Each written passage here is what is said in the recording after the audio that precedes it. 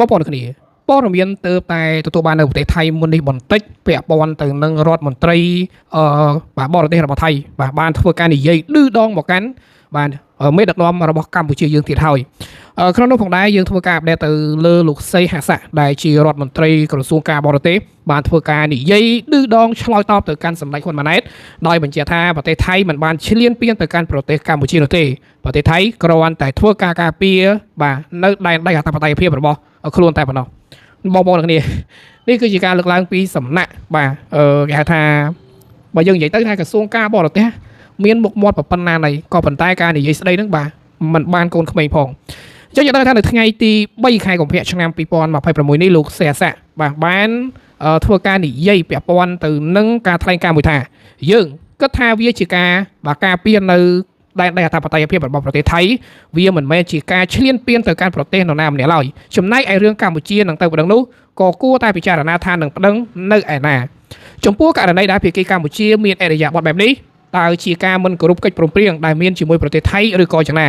លោកសេអាសាបានថ្លែងទៀតថាបើទោះបីជាគាត់និយាយអ្វីក៏ដោយយើងត្រៀមខ្លួនរួចជាស្រេចនិងប្រកាន់ភ្ជាប់នៅជំហររបស់ប្រទេសថៃថាយើងមិនអាចឈ្លានពាននោះទេប៉ុន្តែគ្រាន់តែជាការការពារបាននៅដែនដីអធិបតេយ្យភាពរបស់ប្រទេសថៃតែប៉ុណ្ណោះដែលពេលខ្លះយើងកំពុងតែគិតថាតើរឿងនេះជារឿងបាទផ្ទៃក្នុងរបស់ប្រទេសកម្ពុជាឬក៏យ៉ាងណា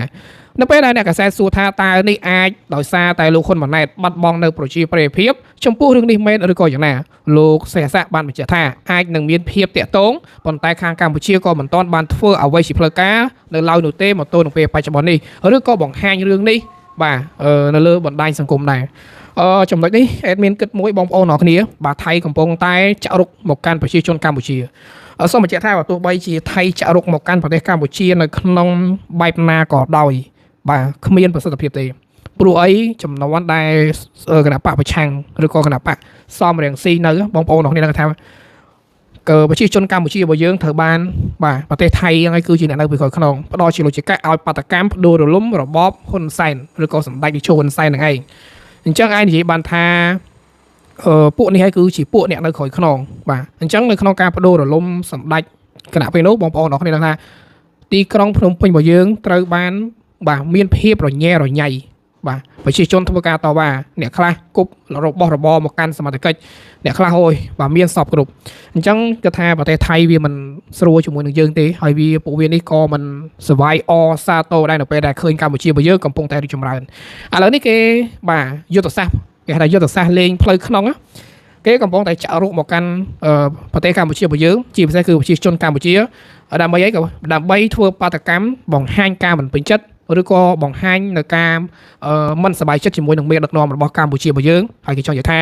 យើងគួរតែទម្លាក់របបនឹងចោលទៅនេះគឺជាការលើកឡើងពីលោកសេអាសាបាទដែលគេកំពុងតែចាក់រុកមិនមែនតែមួយនឹងទេបងប្អូននៅប្រហែលថ្ងៃចុងក្រោយនេះឃើញថាប្រទេសថៃគេនិយាយតែបែបហ្នឹងឯងបាទហើយតែមកកម្ពុជាបាទដឹងតែស្បែកជើងហើយវាបែងហើយ